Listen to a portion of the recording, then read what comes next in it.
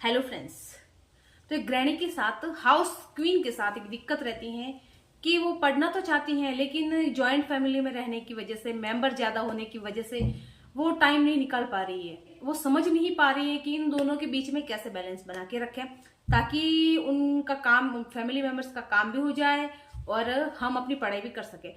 तो इसी प्रॉब्लम को लेकर मेरे पास में कुछ बहनों के कमेंट आए थे कि दीदी, जॉइंट फैमिली में रहने की वजह से काम बहुत होता है और इस बीच में हम अपनी पढ़ाई के लिए टाइम भी नहीं निकाल पाते एंड दोनों के बीच में बैलेंस नहीं बना पाते हैं। तो मैंने इसी टॉपिक को लेकर एक सोचा कि आपके लिए एक यूजफुल वीडियो बना लूं ताकि आप समझ पाओ कि आपको कैसे टाइम मैनेजमेंट करना है। मतलब अपनी फैमिली के बीच में एंड अपनी स्टडी के बीच में आपको बैलेंस बना के कैसे चलना है। तो मैंने हर छोटे से छोटे पॉइंट को कवर करने की पूरी कोशिश करी है ताकि आप समझ सको कि आपको टाइम एडजस्ट कैसे करना है, टाइम कैसे निकालना है। आपने एक कहावत सुनी होगी, रिश्तेदारों को, लोगों को खुश रखना मतलब जो मेंढक होते हैं ना, उनको तराजू में तोलने के समान है। एक को बिठाओगे दूसरा फुदक जाएगा, उसको बिठाओगे तीसरा फुदक जाएगा। तो आप समझ रही होंगी कि मैं क्या कहना चाहती हूँ। थोड़ा बात तो आप गेस कर ही लेंगी। और एक और बात जो मैं आपको हर बार कहती हूँ और अभी भी कहूंगी कि फैमिली आपकी है, फैमिली मेंबर से ज्यादा फैमिलियर आप हैं, आप उनकी आदतों से ज्यादा वाकिफ हैं। तो आपको उनके साथ में कैसे डील करना है वो मेरे से ज्यादा आप अच्छे से जानती है। मैं तो आपको एक मोटा मोटा खाका बताऊंगी।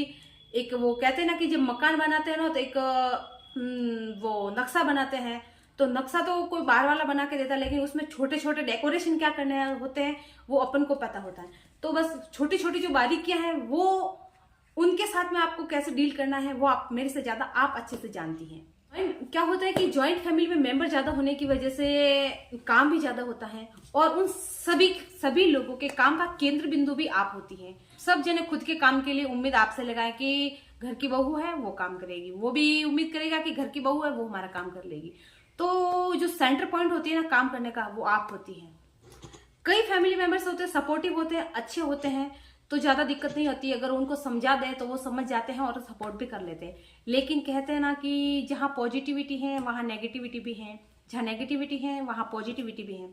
तो सभी लेडी के साथ ऐसा पॉसिबल नहीं है। हर किसी लेडी के फैमिली वाले सपोर्टिव नेचर के नहीं होते, वो काम में हेल्प नहीं करते। तो दिक्कत तो उन लेडी के साथ ज्यादा रहती है। नेगेटिव एंड पॉजिटिव हर तरह के लोग हर जगह पाए जाते हैं। तो पॉजिटिव लोगों के साथ रहने में, एडजस्ट करने में ज्यादा प्रॉब्लम नहीं होती है, ज्यादा दिक्कत नहीं होती है। लेकिन जो नेगेटिव नेचर के होते हैं, जो सपोर्टिव नेचर के नहीं होते हैं, दिक्कत उनके साथ ज्यादा एडजस्ट करने में होती है हमें। ऐसे लोग सपोर्ट करने की तो छोड़ो, जो नेगेटिव लोग हैं वो सपोर्ट करने की तो छोड़ो, अगर उनको पता लग जाए ना कि अपन स्टडी कर रहे हैं या हमारी घर की बहू है जो पढ़ाई कर रही है, तो ताने और उल्टे सुनाएंगे, डिस्टर्ब करने की 100% कोशिश करेंगे। तो ऐसे फैमिली मेंबर्स के साथ रहते हुए हम अपनी स्टडी को कैसे मैनेज कर सकती हैं, इसके लिए मैं आपको कुछ बातें बताऊंगी, कुछ टिप्स बताऊंगी, कुछ ट्रिक बताऊंगी। आपको फॉलो करनी है, 100% फॉलो करनी है और उनको ध्यान में रखना है। तो चलिए देखते हैं। बोला था मैंने, पहले भी आपको बोला है कि लोगों को खुश रखना मतलब जो मेंढक होते हैं उनको तराजू में तोलने के समान है।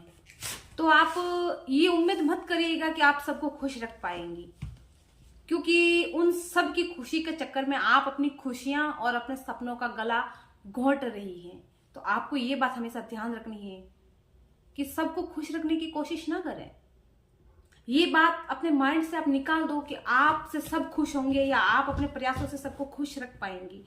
तो जो फैमिली मेंबर है उनके जो जरूरी काम है, खाना पीना, उनका नहाना धोना जो है जरूरी काम है, आपको लगता है कि ये काम किए बिना उनका नहीं चल सकता, वो काम कर लो, वो काम उनके निपटा लो और फिर अपने काम पर लग जाओ, मीन्स पढ़ने बैठ जाओ।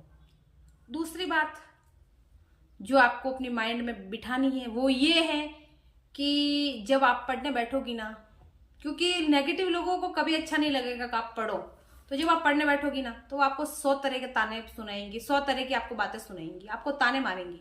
तो आपको क्या करना है कि only and only concentrate on study. आपको सिर्फ एंड सिर्फ अपनी पढ़ाई पर ध्यान देना है, उन लोगों की बातों पर नहीं, उन लोगों के तानों पर नहीं। वो घर के कामों का हवाला देते हुए आपको कई तरह की बातें सुनाएंगे कि काम पड़ा है पढ़ने बैठ के, काम अधूरा पड़ा है पढ़ने बैठ के, हमारे काम तो किए नहीं है और पढ़ने बैठ के। वो कई तरह की बातें आपको सुनाएंगे, मतलब आपको परेशान करने की पूरी कोशिश करेंगे। वो कभी नहीं चाहेंगे कि आप पढ़ो, और उनका काम किए बिना पढ़ो ये तो वो कभी चाहेंगे ही नहीं। तो आपको इन सब चीजों को, उन सब बातों को इग्नोर करते हुए अपनी पढ़ाई को कंटिन्यू रखना है। परेशान बिल्कुल भी मत होना, वरना आप परेशान होकर पढ़ना छोड़ दोगी, पीछे हट जाओगी। आप सोचोगे कि जाने दो रे साला, इतनी सारी बातें सुन के क्या पढ़ना, इतने सारे टॉन्ट सुनकर क्या पढ़ना, इससे अच्छा है कि इनके काम ही कर लो। लेकिन ये बातें आपके माइंड में आती रहेगी, पढ़ना छोड़ दोगी। लेकिन ऐसा आपको बिल्कुल भी नहीं करना है। सारा ध्यान आपको अपनी स्टडी में ही लगाना है। तो इसलिए मैं आपको कह रही हूँ कि खुद को स्ट्रांग करना है, खुद को मेंटली इतना प्रिपेयर कर लेना है कि वो चाहे कुछ भी कहे, आप पर उनकी बातों का नो इफेक्ट। एक कान से सुनो, दूसरे कान से निकाल दो, तभी आप आगे बढ़ पाओगी। वरना उन लोगों की बातों में ही अगर उलझी रह गई ना, तो आप कुछ भी नहीं कर पाओगे, और आपके जो सपने हैं ना वो धरे के धरे रह जाएंगे। नेगेटिविटी एंड नेगेटिव पर्सन्स, इन दो थिंग्स से दूर रह के, उन दो चीजों को इग्नोर करके आगे बढ़ोगी ना, तभी आपको पॉजिटिव रिजल्ट मिलेंगे। तीसरी बात, तभी आप कंट्रोल ओवर इमोशंस। जो औरत होती है ना, बहुत ज्यादा इमोशनल होती है, मतलब इमोशंस का भंडार होती है वो। हालांकि इमोशंस का होना या इमोशनल होना कोई बुरी बात नहीं है। बुरी बात तो तब है जब यही ज्यादा इमोशनल हमारी सक्सेस में, हमारी सफलता में बाधक बन जाते हैं। तो आपको अपने स्टडी टाइम में इन इमोशंस को कंट्रोल करना बहुत ही जरूरी है। ऐसा मैं क्यों कह रही हूँ, क्योंकि जब आप पढ़ने बैठोगी ना, तब कुछ काम अधूरे भी होंगे, कुछ काम नहीं भी होंगे, कुछ मेंबर्स के काम आप नहीं कर पाओगी। तो इस वजह से जैसे ही आप पढ़ने बैठ गई, आपका माइंड उधर चला जाएगा कि यार मैंने उस मेंबर का काम नहीं किया, मैंने घर का वो काम नहीं किया, वो काम पड़ा है, यार मैं ऐसे पढ़ने बैठ गई, काम तो अधूरे हैं, मेरे जो घर वाले हैं वो पड़ोसियों को जाकर क्या बोलेंगे, बाहर जाकर क्या बोलेंगे। ये सारी बातें आपके माइंड में आएगी।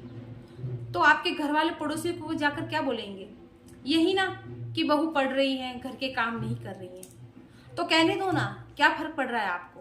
जब कामयाबी मिल जाएगी ना, तब आप उन लोगों का मुंह बंद कर सकती हो। उनको जो कहना क्या लेने दो, उनको भी अपना मन हल्का कर लेने दो, क्या फर्क पड़ता है आपको।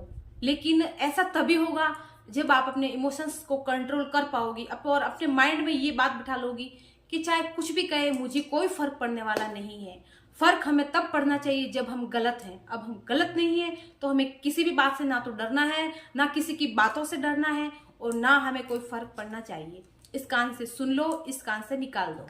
अगर इन बातों को लेकर आप घर वालों से बहस करोगी तो आपको कोई फायदा होने वाला नहीं है, उल्टा आपको नुकसान होगा। आप मेंटली डिस्टर्ब हो जाओगी, घर का माहौल बिगड़ जाएगा, और चाहकर भी आप पढ़ाई नहीं कर पाओगी। इससे अच्छा है कि उन लोगों की बातें सुन लो और बिना उन पर कुछ रिएक्ट किए अपनी पढ़ाई करती रहो। और कुछ टाइम बाद आप उन लोगों की बातों की आदी हो जाओगी, और फिर आप पर कोई असर होगा ही नहीं उन बातों का। इसलिए आपके लिए अच्छा ये है कि वो सब बातें, वो ताने, उन सबको इग्नोर करते हुए, नेगेटिविटी एंड नेगेटिव पर्संस को इग्नोर करते हुए आगे बढ़ती रहो।